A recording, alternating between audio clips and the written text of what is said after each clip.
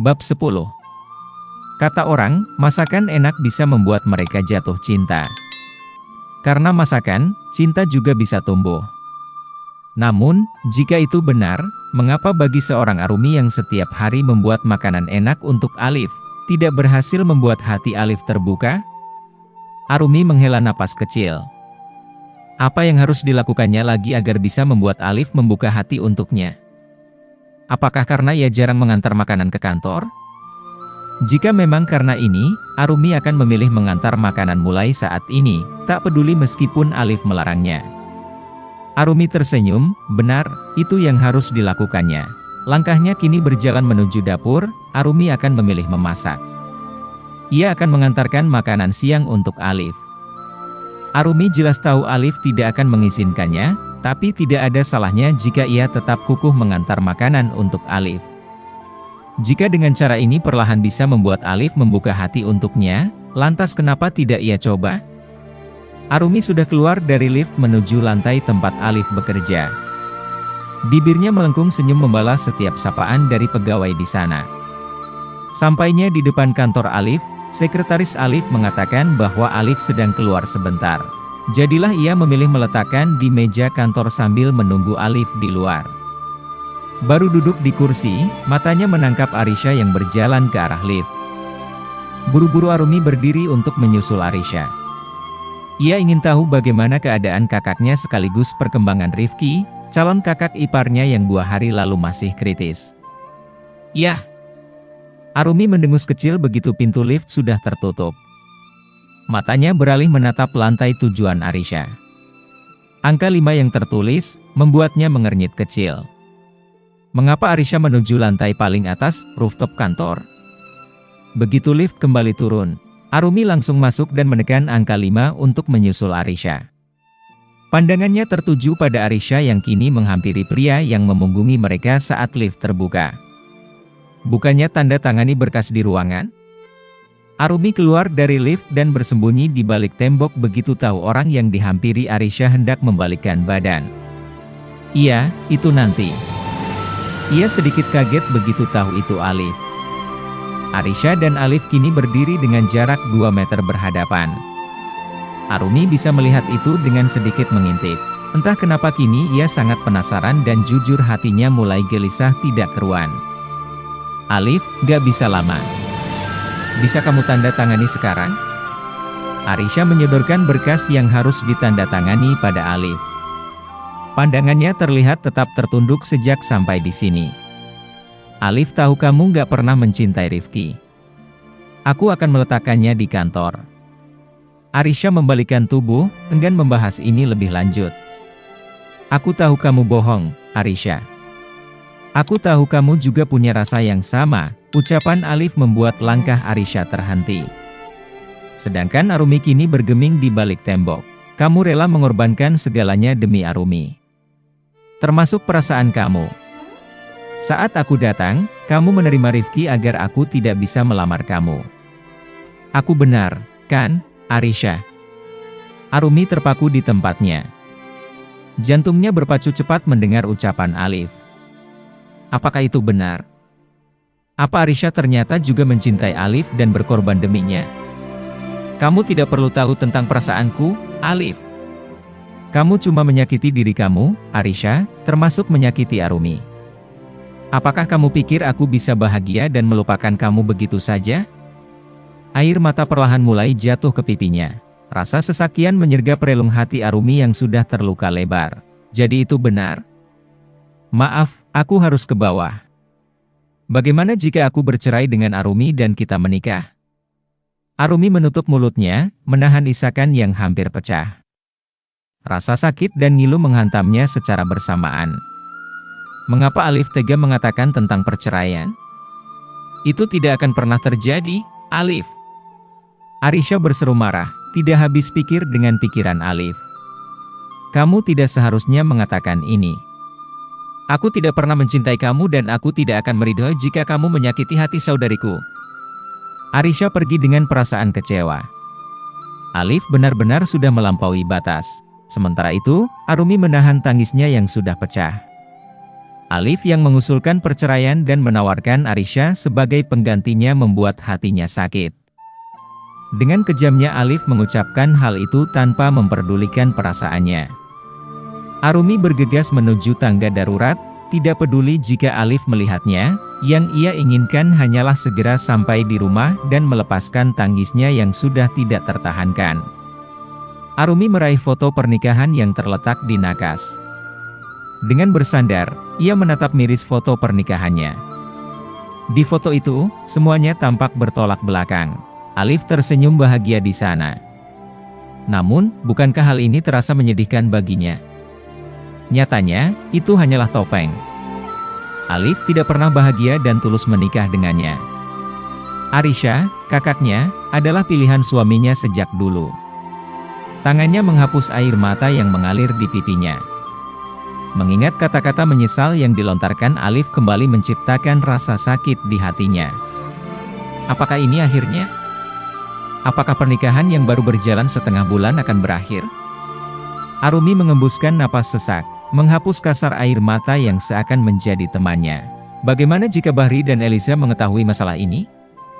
Arumi tidak ingin orang tuanya tahu bahwa putri mereka selama ini sebenarnya menderita. Mendengar pintu sebelah yang terbuka, Arumi meletakkan foto di atas nakas. Langkahnya berjalan membuka pintu.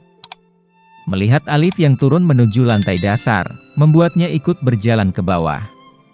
Sudah jam 9 malam, bahkan Alif tidak makan malam lagi. Dia hanya membiarkannya sendiri menunggu di meja makan, berharap Alif juga akan makan malam bersamanya, namun nahasnya, Alif tidak pernah berniat makan di rumah lagi. Kenapa mengantar makanan ke kantor? Alif menghentikan langkahnya begitu sampai di anak tangga. Membuat langkah Arumi juga terhenti. Ini sudah menjadi kewajiban Arumi, Mas. Arumi melanjutkan langkahnya, berjalan melewati Alif yang diakini menuju dapur. Mas makan apa? Biar Arumi buatin. Arumi berusaha menahan kesedihannya atas perkataan Alif. Dia tetap berusaha melakukan kewajibannya meskipun sudah disakiti berkali-kali. Tidak perlu. Alif berlalu melewati Arumi untuk mengambil gelas kosong di lemari, lalu mengisinya dengan segelas air putih hangat.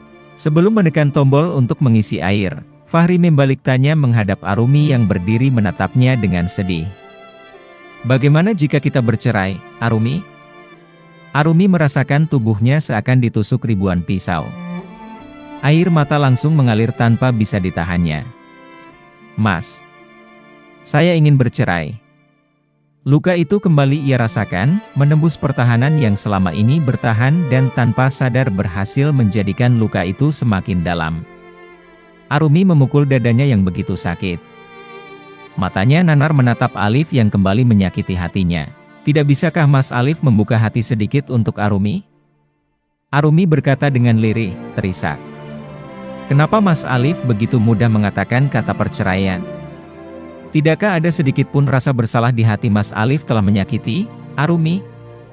Suara Arumi terdengar terputus-putus.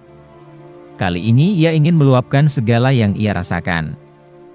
Hatinya berteriak kesakitan mendengar ucapan Alif yang bahkan tidak memperdulikan perasaannya.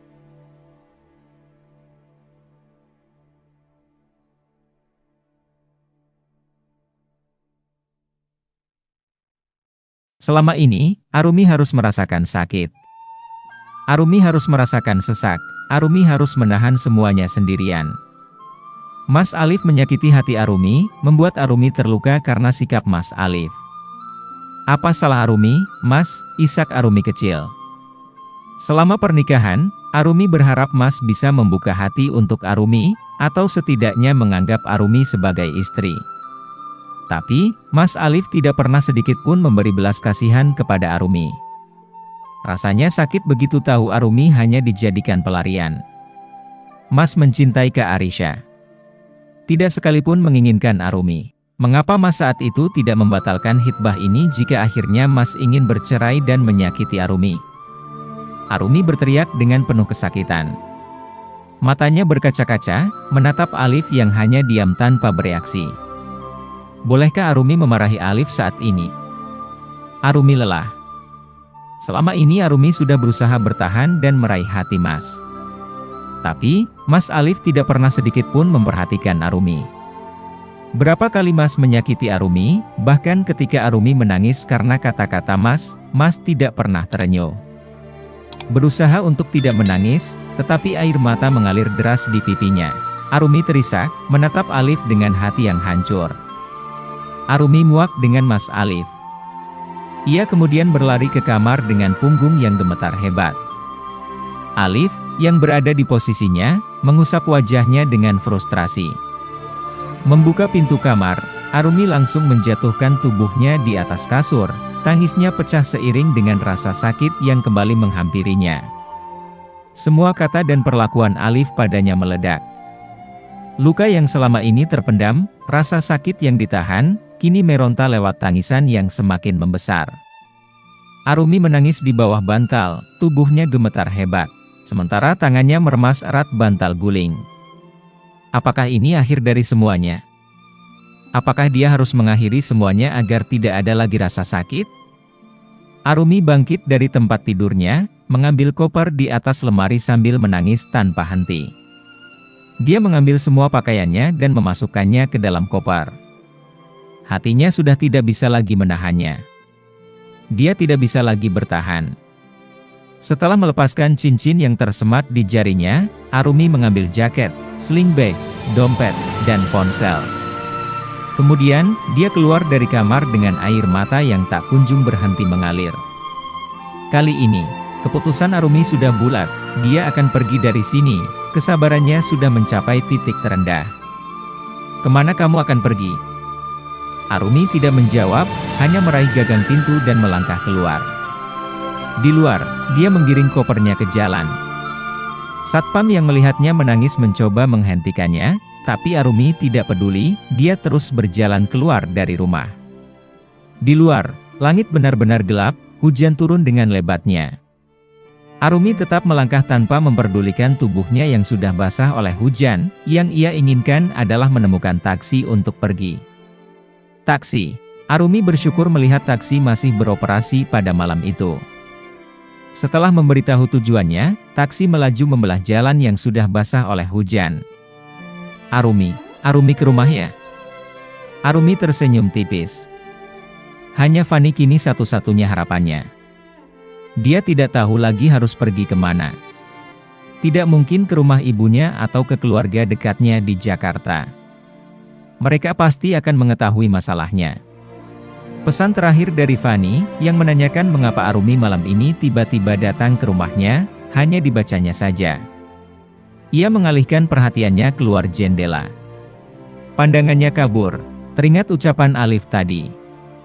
Sampai kapanpun, Alif tidak pernah memikirkan perasaannya. Arumi menghapus air matanya saat mobil berhenti tepat di depan rumah Fani.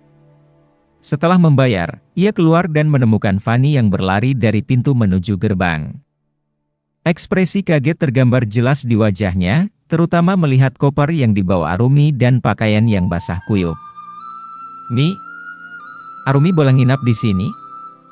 Fani mengangguk cepat, memilih mengajak Arumi masuk dahulu karena dinginnya udara malam. Meskipun berbagai pertanyaan memenuhi pikirannya, Fani menunda rasa penasarannya. Mulai dari mata Arumi yang sembab, Arumi yang tiba-tiba datang malam-malam ke rumahnya, hingga membawa koper. "Lo ganti pakaian langsung, ya? Gue minta Mbok Ati buatin teh hangat dulu," ucap Fani begitu mereka sampai di kamar. Arumi mengangguk, dan Fani segera turun ke bawah untuk meminta tolong pada Mbok Ati. Setelah berganti pakaian, Arumi duduk di sofa di kamar sahabatnya. Ia mengambil ponselnya dari tas untuk dimatikan. Arumi menyeringai getir, merasa heran bahwa sampai saat ini Alif tidak menelepon atau mengirim pesan. "Mi, diminum dulu," kata Fani sambil membawa nampan makanan dan teh hangat. Ia duduk di samping Arumi. "Makasih, Fen." Arumi mengambil teh dan meminumnya 2 teguk. "Maaf sudah merepotkan kamu." "Enggak, Mi. Lo nggak merepotkan gue." Arumi tersenyum tipis. "Lo kenapa?" tanya Fani akhirnya setelah mereka diam cukup lama. Ia berharap Arumi akan membuka hatinya, tapi Arumi tetap diam. Pasti ada masalah besar yang membuat sahabatnya meninggalkan rumah. Enggak, Fan. Fanny memegang lembut bahu Arumi, menatapnya dengan penuh perhatian. Kalau rasanya sakit, jangan ditahan lagi. Perlahan tapi pasti, air mata mulai jatuh dari mata Arumi. Ia menunduk, mencoba menahan tangis yang memaksa keluar. Biasanya Arumi bisa menyembunyikannya sendiri, tapi kali ini terlihat jelas bahwa ada kerapuhan yang tidak bisa lagi ia sembunyikan. Rasanya begitu menyakitkan untuk menahan semuanya sendiri. Fanny membawa Arumi ke dalam pelukannya, dan air mata semakin deras mengalir. Arumi semakin terisak, membuat siapapun yang mendengarnya merasa tersayat hatinya. Arumi lelah, Fan. Arumi. Hiks. Rasa sakit dan sesak menyatu dalam dirinya, Arumi bahkan tidak bisa berhenti menangis di pelukan sahabatnya. Semuanya keluar begitu saja. Arumi merasa benar-benar lelah. Dia tidak sanggup lagi menyimpan semuanya sendiri. Rasa sakit yang telah ia tahan begitu lama membuatnya terasa seperti mati perlahan. Bersambung.